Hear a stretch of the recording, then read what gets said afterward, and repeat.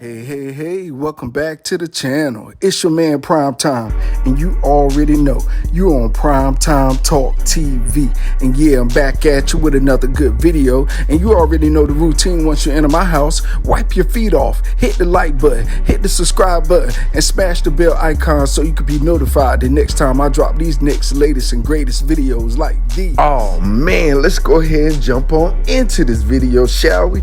How about your boy Canelo Alvarez?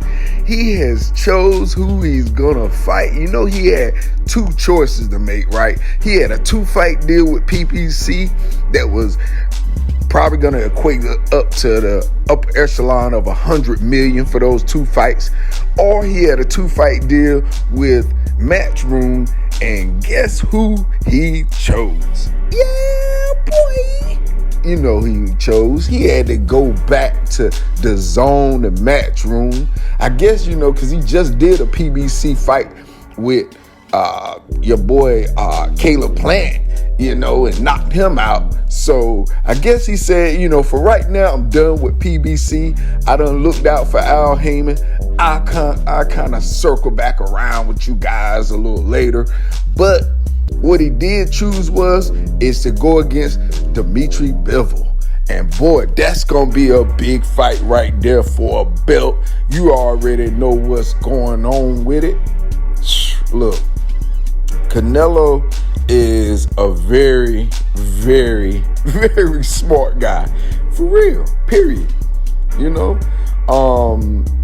this is for the light heavyweight title, y'all. Come on now. So the word is the fight is going down May 7th. Boy.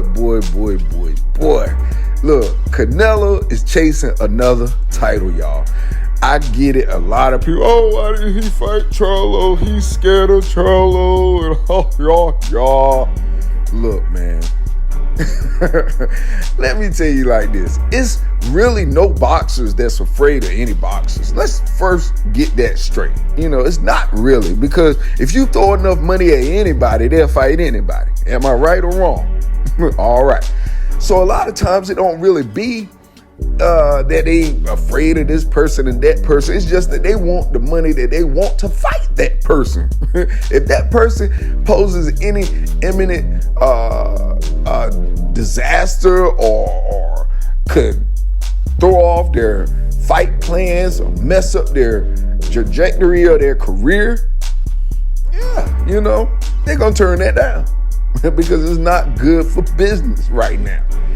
You know, what we gotta really realize as people and as fans and as boxing casuals for the most of some, that boxing is a business as well. These guys are commodities. These guys are putting their bodies on the line. These guys got kids, mothers, brothers, sisters, cousins, uncles, aunts, the whole shebang. So for them to put their body on the line for our entertainment, we gotta respect it. We gotta respect it, y'all. You know, you won't hear me disrespecting no fighters unless they're lying. Unless they're legitimately coming out their mouth saying one thing, doing another. George Kambosos. You know what I mean? I want to see fighters just keep their word. You know, even if, you know, that word means, you know, probably taking a loss. You know, because your word is everything. That right there is going to go down in history, you know, because you think about it, when people talk about legacy and talk about people names and things of that nature, they don't just talk about what they did and who they beat and all. They talk about how they did it. They talk about why they did it.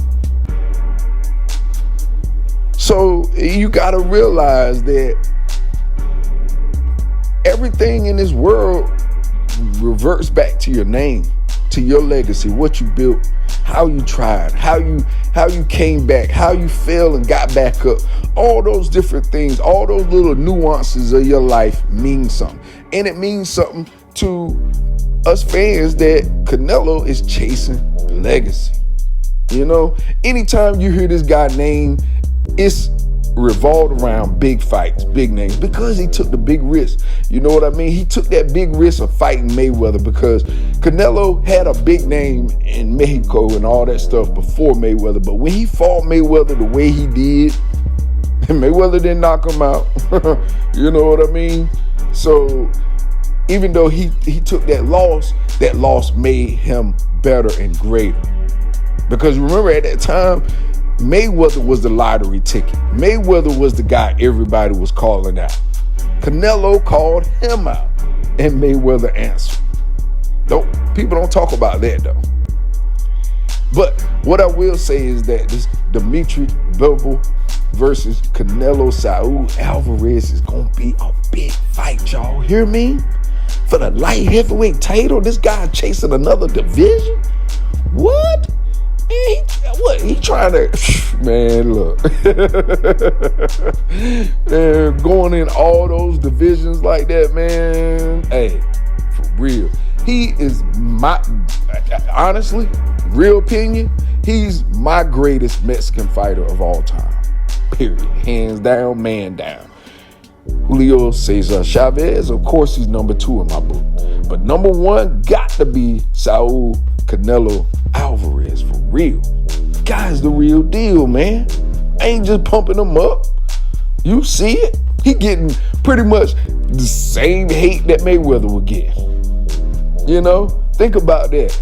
The black fans were mad because people were hating on Mayweather because he was that good. Now, people are hating on Canelo because he is that good. You know? It's almost like when you so good, people want to see you lose. You know? Well, why would he fight this person? Why would he Check this out. Canelo is going up to light heavyweight, dog. And could probably go double back and fight cruiserweight. Who knows? Man, if he clean up those two and get belts out of those divisions, man. Yeah. Like I said, you know, it's really no competition. He cleaned those two up, though.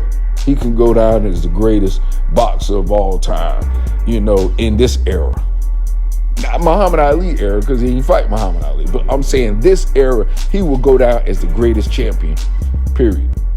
For real, for real. Hate to say it. Even with that one loss to Mayweather, that would put him over Mayweather because of fighting so many divisions and getting so many belts in different divisions. Only thing that I will say that a lot of people, you know, talk about is that Mayweather has fought 16 champions. No one else has done that to date. That is about the only thing I can say. You know, if Canelo can come close to that number right there, number-wise, hey, that 50-year-old don't look so good. Straight up. Talk about 5, 6, 7 different divisions. Come on, man. Canelo do that, man. Can't nobody deny the man, for real. But anyway, you know, it is what it is. You know, I like boxing the way it is right now, except for the fact that a lot of champion fighters are making the business too difficult, or their team is making the fights too difficult to make. Don't allow it to go a whole year without your fighter fighting. Promoters, keep your fighter in the ring. Keep him, you know, fighting. Keep him going at greatness. Because if you keep putting them on the shelf and sidelining them, Ryan Garcia, by the time you do get into the ring, you might take a bad one. You know? Because it is what it is, and it's all about who stays the freshest, who stays the most active. It's going to be the one that wins the fight most of the time. And that's why Canelo is on that streak he is, because he ain't got no ring rust. You know, of course, guys be like, oh, I've been training all year, I've been working out. That don't mean nothing in a nutshell, because the fact of the matter is that it's a whole different level a comfort zone when you're in front of the world, when you're in front of TV, when you're in front of a live audience, not your friends, your homeboys, and y'all laughing and joking and listening to music and all this. Nah. It's a difference when you're in that ring and your back is against the wall and your name is on the line. That's a difference. Fighters fight different then. You hear all the time, fighter, I had a good training camp. They get in the ring, blah. What happened to the training camp? And his training camp must have been better than yours. But anyway, I definitely see Canelo cruising past this fight with Bivol. I don't shortchange Bivol because that's his domain, light heavyweight, this, that, and the third. But I think Canelo footwork and hand speed and that uppercut is going to be detriment to Bivol's loss. So that's all I got for you in this video. You already know the routine. When I leave y'all and y'all leave my house, you know what to do. Hit the like button, hit the subscribe button, smash the bell icon so you can be notified the next time I drop these next latest and greatest videos here on Primetime Talk TV, and I'm on social media everywhere. Definitely go to the website, copy you some merch, copy your shirt, copy your phone case, something. All right, y'all. Peace.